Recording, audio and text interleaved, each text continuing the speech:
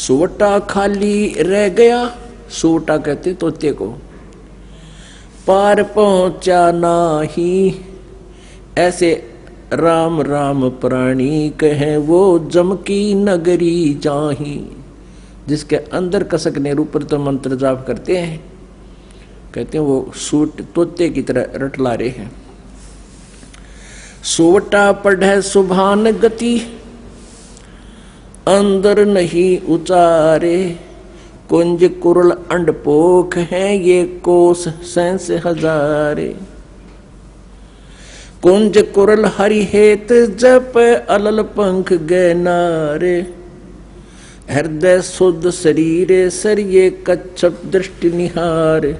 कितना अच्छा ज्ञान दिया, कितना एक सटीक उदाहरण दिया परमात्मा ने, एग्जाम्पल दिया है कि सुआ पढ़े सुभान गति, स्वाभाविक पढ़ रहा है तोता तो, अंदर नहीं उचारे। और कुंज कुरल अंडपोख है ये कोस सहस हजार। इधर जो ये कुंज आती है ना, कुंज सर्दियों इनमें वर्षा के दिनों में कुंज आती है, कुंज पक्षी होते हैं और वो इधर बहुत दूर से आती हैं, हजारों कोस दूर से। कोई इटली साइड से कहता है, कोई कहीं से, जैसा भी हमने उदाहरण को समझना है। वहाँ अधिक सर्दी होती है, जिस क्षेत्र में अधिक बर्फ गिरती है वहाँ वो क्या करती हैं, वो अंडे वहाँ पैदा कराती हैं, कुंज पक्षी, और वहाँ से ये चल पड़ती हैं इधर जहाँ नॉर्मल टेम्परेचर होता है और जहाँ उनको आहार प्राप्त होता है, यहाँ आ जाते हैं। तो वो क्या करते हैं, आप हमने देखा वो, क्योंकि विशेषकर ये धान धुन होते थे पहले, उन धानों को खाने के लिए कुंज ज़्यादा पहुँच जाती थी। तो वो क्या करती थी, एक पल भी बोलने से बंद नहीं होती थी, कुरल कुरल कुरल कुरल यूँ करती रहती थी। वो अपने अंडों की कसक में उन अंडों की तरफ उनकी एक विशेष तरंग जाती थी हृदय से कि मेरे बच्चे कहीं मर ना जा, मेरे बच्चों का क्या होगा। तो वहाँ से वो अपनी उस तरंग से, उस कसक से, उस कुरलाहट से, और वहाँ हजारों कोस दूर यानी 2-3 हजार किलोमीटर दूर बैठी भी उन अंडों को वो पोष रही थी, पोख रही थी। जैसे एक तो पक्षी अंडों के ऊपर बैठकर उनको पोषण करता है, जैसे ये कबूतर है, कौवे हैं, इस तरह के पक्षी, और वो वहाँ से अपने अंदर की तरंग से, कसक से, कुरलाहट से, किलबिलाहट से उन 1000 कोस दूर अंडों को पोषण पहुंचा रही है उस कसक से, और उनके अंडे वे फिर बच्चे बन जाते हैं। जब वो वापस जाती हैं अपने उस कसक की तरंग की सेटिंग तय, अपने अपने बच्चों के पास वो ऑटोमेटिकली मिल जाती है, वो भूल नहीं करती। तो यहाँ परमात्मा समझाना चाहते हैं आदरणीय गरीबदास साहिब जी, जिनको भगवान मिले, और भगवान परमेश्वर कबीर जी ने इनको अपने ही पाने का विधान बताया। वो क्या बता रहे हैं, सूटा पढ़े सुबान गति, अंदर नहीं उचारे। कुंज कुरल अंडपोख हैं ये कोस सहस हजार। अब क्या फार्मूला बताया है इसके अंदर, कुंज कुरल हरि हेत जप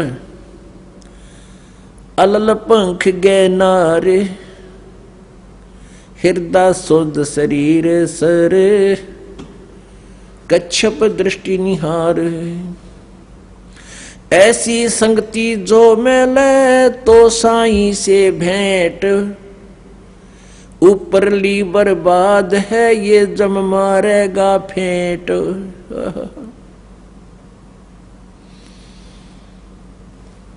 ऐसे यदि आप परमात्मा को याद करते हो तो आपकी सफल होगी, आपका साईं परमात्मा से भेंट माने साक्षात्कार होगा।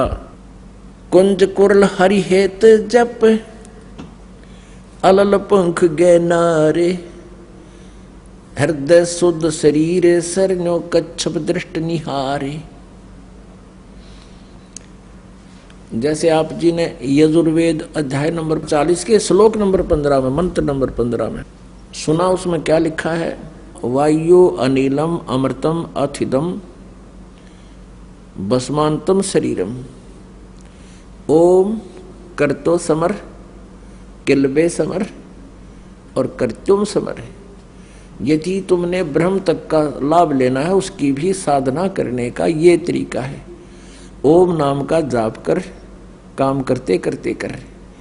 और किलबे माने किलबिलाहट के साथ, विशेष कसक के साथ, जैसे कुंज पक्षी अपने बच्चों की एक पल भी याद नहीं भूलता और हृदय से याद करता है, कुरुल कुरुल, यानी विशेष किलबिलाहट से, विशेष कसक के साथ। किलबे माने ऐसे ढंग से जाप कर जैसे कुंज पक्षी अपने बच्चों को, अंडों को याद करता है कुरलाहट से, अंदर की कसक से, उसको किलबे बोलते हैं। और कर्तुम समर, अपने जीवन का मूल कर्तव्य जानकर के मनुष्य जीवन मनुष्य परमात्मा प्राप्ति के लिए ही मिला है। ऐसे भगवान जब, तो तब कैसे होगा? ऐसी संगति जय मिले तो साईं से भेंट, ऊपरली बर्बाद है जब मारेगा फेंट। ऐसे जब तुम साधना करोगे इसी कसक के साथ, तो परमात्मा का साक्षात्कार होगा। और ऊपरली बर्बाद है, ऊपर हाथ माला फेर दी, कहते परमात्मा कहते वो अच्छी बात है, अगर उसमें मंत्र में ध्यान रहा है तो वो सफल है। नहीं तो परमात्मा कहते हैं जीव या तो मुख में परे फिरे और माला फिरे कर्मा ही, कर्मा ने हाथ में, और मनुआ तो चौ दिस फिरे, ये तो सिमरना ही। विशेष कसक के साथ कहते तब परमात्मा मिलेगा। फिर और उदाहरण दिया है कि हृदय शुद्ध शरीर सर, सच्ची आत्मा ते सच्चे हृदय से, और ऐसे ध्यान लगा, ऐसे या उसको, जैसे ये कछुए जो होते हैं, कछुए तालाबों में रहते हैं, ये क्या करते हैं कि बाहर झाड़ियों में अंडे उत्पन्न कराते हैं। जो तालाब के आसपास झाड़ियां होती थी उनमें जाकर अंडे उत्पन्न कराते हैं और फिर रहते हैं जल में। तो अपने उन बाहर झाड़ियों में रखे अंडों का पोषण वो अपनी दृष्टि से करते हैं, बाहर से, जल के अंदर से। आपने देखा होगा ये कछुए, हमने खूब देखे दौड़ा पर तालाबों में, गामा में, तो न्यू इतनी गर्दन काट दिया कर न्यू बाहर न, और न्यू देखते रहा, और एक टक काफी देर तक देखा हमने, कोई मिनट तक वो न्यू ऐसे एक टक देखते रहते हैं। वो उन अंडों को ऐसे ध्यान से पोषण दे रहे हैं। तो ये हमारा मेडिटेशन है कि जैसे आपकी आंखें खुली हैं, आप बैठे हो, मंत्र कर रहे हो, जब आप सारनाम का जाप करते हो तो आपका मेडिटेशन साथ में चलता है। ये विधि हम उसको उपदेश देते समय बताते हैं। तो हमारा, जैसे हम यहां बैठे हैं और हमारा ध्यान उस सतलोक में है कि हम यहां नहीं रहेंगे, हमारा लोक यहां नहीं है, हम सतलोक में जाएंगे। जैसे एक अलल पक्षी होता है, उसको अनल पक्षी भी बोलते। अनल, अनल माने वायु होती है, अनिल, और वायु में विचरने वाला वो पक्षी होता है। अब बहुत से पक्षी ऐसे हैं, बहुत से ऐसे जानवर भी हैं जिनकी जाति नष्ट हो गई है। सदग्रंथों में एक ऐसे पक्षी का विवरण आता है कि वो अलल पक्ष कहलाता था, अलल पंखी पक्षी। वो वायु में रहता, ऊपर, बहुत ऊपर के स्थान पर है, और वो ऊपर से ही अंडे छोड़ देती है। वो मादा अलल अंडे भगवान का वाला छोड़ देती है, ऊपर से अंडे वायु में ही, आकाश में अंडे पैदा कर देती है। और वो कहाँ करती है? जहाँ केले के वन होते थे, वन, ऐसे केले फंसे रहते थे एक दूसरे में, तो वो उस स्थान का उनको आइडिया होता था, उसी के आसपास वो घूमते रहते थे। उसी केले के वन के ऊपर वो अपना उनको आइडिया होता था, वहीं रहती थी। वहाँ से अंडे छोड़ देते थे, भगवान वाला है। और वो अंडा अच्छा भारी होता था, नहीं इतना बड़ा 4-5 किलो का, और ऊपर से आता गड़गड़ करता हुआ, और आते ही वो केलों के वृक्षों पर गिरता हुआ उनके पेड़ों को तोड़ता तोड़ता फिर जमीन पर जाकर गिरकर गद से फूट जाता। अब वायु की घर्षण से, गर्मी से वो पक लेता, उसमें बच्चा बन जाता, और एकदम जब सीधा आकर धरती पर गिर जाए तो बच्चा भी मर जावे। वो केलों के पत्तों पर, ऐसे उलझे हुए पत्तों पर गिरता, जोर से उनको तोड़ता हुआ, यानी उसकी गति कम हो जाती, स्पीड कम हो जाती, और फिर गिरते ही फूट जाता। फिर वो पक्षी, छोटा बच्चा, वहाँ के अन्य पक्षियों में रहता है, उनके साथ मित्रता रखता है और खाता पीता भी है। लेकिन उसके हृदय से इस बात की भूल नहीं गिरती, ये भूल नहीं पड़ती कि मेरा ये ठिकाना नहीं है। उसको हरदम याद रहता है कि ये मेरा स्थान नहीं है, ये मेरा परिवार नहीं है, मेरा परिवार ऊपर है। परमात्मा की दी हुई इसमें एक ऐसा गुण होता है, तो वो पल पल उस माता पिता के लोक में जाने का वो प्रयत्न करता है, उड़ना सीखता है। जब वो खूब उड़ना सीख लेता है तो उसका वहाँ के मित्रों में कोई मेल नहीं रहता, वहाँ के पक्षियों में उसका कोई लिंक नहीं रहता, लेकिन जब तक रहता तब तक उनसे खूब प्यार से रहता है। तो चलते समय वो क्या करता है, जब खूब उड़कर देख लेता ऊपर तक, तो इतना भारी पक्षी बताया है कि चलते समय वो 5 हाथियों को उठा ले जाता था अपने पंजों में फंसा के। अपनी आत्मा देख, हमने इस बात पे नहीं जाना है कि ऐसा कैसे था और कैसे था, ये तो हमारी जो सोच है वह जीव वाली है, और हमने सिर्फ ज्ञान से लिंक रखना है। कहने का भाव ये है कि हम यहाँ आकर गिर गए, ये हमारा लोक नहीं है। अब परमात्मा को पाने के लिए हमने उस अलल पक्षी के अंडे बच्चे की तरह यह सुरती हटानी नहीं चाहिए कि मेरा परिवार वहाँ है, यहाँ नहीं है। जब तक हमारा संसार में संपर्क है, सबसे प्यार से रहें, और जब हम भक्ति करके दृढ़ हो जाएंगे, खूब भक्ति कमाई हमारी हो जाएगी, तब हम अपने ऑटोमेटिकली सीधे इस भक्ति को लेकर अपने सतलोक चले जाएंगे। अब इसको कहा है कुंज कुरल हरि हेत जप, अलल पंख गए नारे। अलल पंख, अब इसमें एक पंक्ति में परमात्मा की अमरवाणी में 3 एग्जाम्पल दे दिए हैं।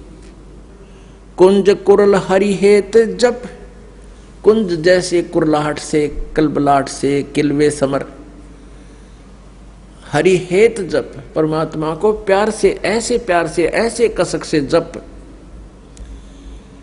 और अलल पंख गए नारे, उस अलल पक्ष की तरह डगमग ना हो, पहाड़ की तरह अडिग इरादा रहे, वो अपने माता पिता के पास जाने का, सतलोक में जाने का। हृदय सोद शरीर सर, कच्छप दृष्ट निहार।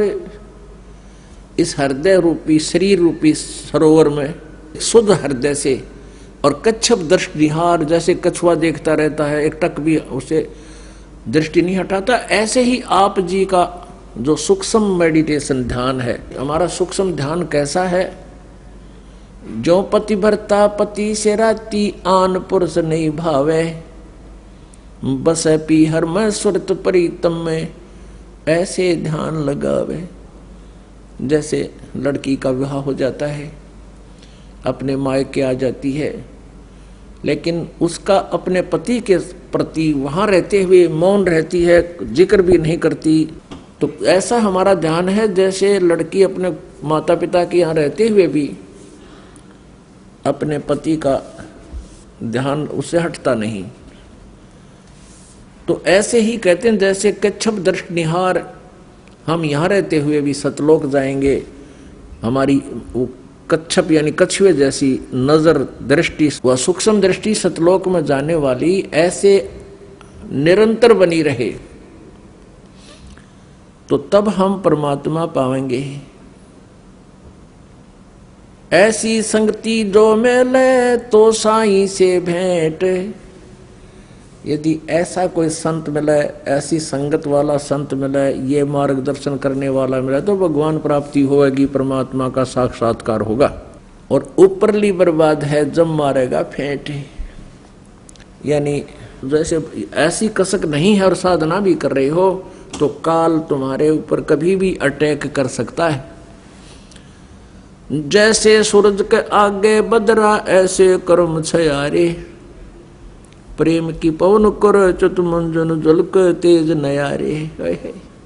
अपने आत्मा ज्ञान से और इस भक्ति के साधना से, सत साधना से आपके हृदय में एक विनम्रता आवेगी,